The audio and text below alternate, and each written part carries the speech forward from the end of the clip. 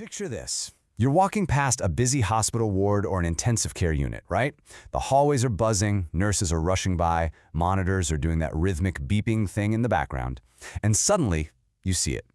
A medical professional is wheeling this massive, incredibly heavy, high-tech piece of imaging machinery right down the hallway, steering it through tight doors and parking it right next to a patient's bed. Welcome to The Explainer. Today, we're diving deep into the fascinating world of mobile radiology.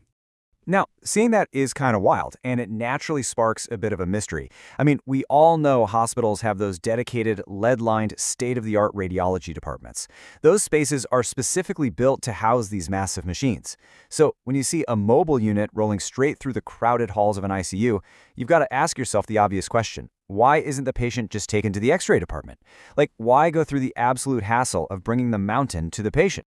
Okay, let's dive into this. Because the answer, which comes to us from medical radiographer and radiology educator Kelvin Luncey, is actually incredibly straightforward, but it's also pretty profound.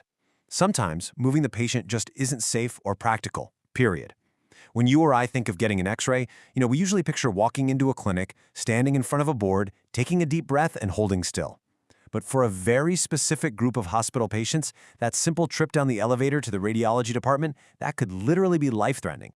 So to understand how healthcare actually solves this problem, we need to look at what this whole procedure entails. A mobile or portable X-ray is exactly what it sounds like. It's the practice of a highly trained radiographer physically bringing the imaging equipment directly to a patient's bedside. It's this brilliant, specialized adaptation of standard medical imaging. Basically, it takes the exact same diagnostic power you'd find down in the basement radiology lab, throws it on wheels, and literally transforms a standard hospital bed into a temporary, high-tech imaging suite. Section 2. Who needs a bedside X-ray? Specifically, patients who cannot be moved. Let's take a second to really ground ourselves in the reality of who these patients are and why this incredible service is an absolute must-have. When you look at the cases, a very clear picture forms. We are talking about folks in highly vulnerable states. These are patients who are critically ill, often fighting for their lives right there in intensive care. Imagine someone connected to a ventilator or surrounded by intricate life support equipment. You can't just pop them in a wheelchair. Moving them means moving a complex, fragile ecosystem of life-sustaining tubes and monitors. We're also talking about the seriously injured, maybe major trauma patients, who physically cannot be moved safely without risking way more damage. Or individuals whose vital signs are just too unstable to handle the bumps, the turns, and the time it takes to transport them down the hall. For these people, moving is a massive risk. So the machine has to move instead. Section 3. Navigating technical challenges. Let's look at the actual mechanics of bedside imaging. Bringing a giant piece of heavy tech into a patient's room is no small feat. Now, what's really interesting here is the clash between the strict, unbending laws of physics and the absolute chaos of a real-world hospital room. The technology itself hasn't changed one bit. A mobile X-ray uses the exact same basic diagnostic principles to produce an image as those giant machines bolted to the floor in the main department. But the environment? Totally different. The radiographer isn't in a spacious, perfectly designed, lead-lined room anymore. They are in a crowded, bustling ward with severely limited space, dodging a maze of medical equipment that's physically attached to the patient. It's this crazy clash between precise science and unpredictable reality. And man, these physical hurdles demand an immense amount of expertise. Think about it. The physics of an X-ray still absolutely demand precise positioning to get a readable image, even when you have practically zero physical space. And surrounded by all that complex medical equipment we just talked about, well, the radiographer needs deep technical knowledge to navigate around it without compromising the shot or knocking out the patient's lifelines. And finally, you've got a patient who literally cannot move to help you out. That demands an incredibly high level of skill to maintain the correct alignment. They are basically adapting the rigid geometry of an X-ray beam to the unyielding reality of a very sick patient in a crowded bed. It is seriously impressive. Moving to Section 4. What about radiation safety? Protecting the ward. This brings us to the elephant in the room, right? How do you protect bystanders when one of these machines fires up right in the middle of a ward?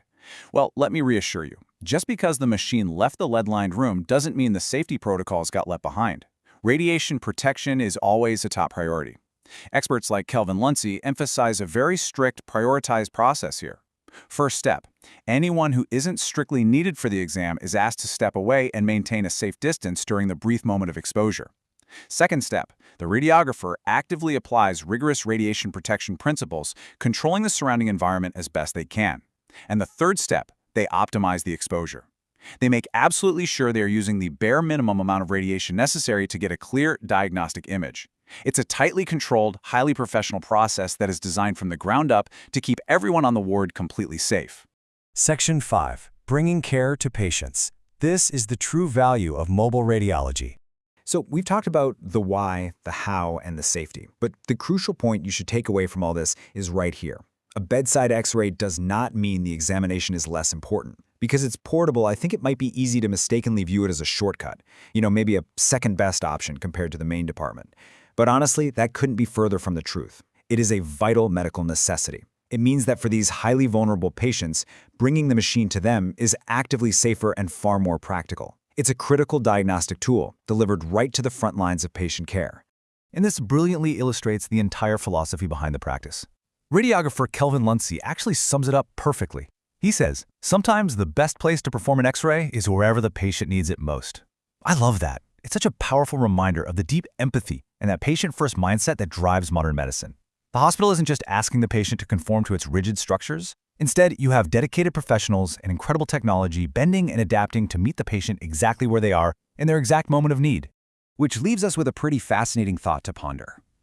If we can put an entire radiology room on wheels just to protect our most vulnerable patients, what's next? And what other ways must modern healthcare adapt to the patient rather than making the patient adapt to the hospital? Mobile radiology is just one incredible example of a much larger, vital shift in how we think about care. Thanks for joining me for this explainer. Keep asking great questions, and I'll catch you next time.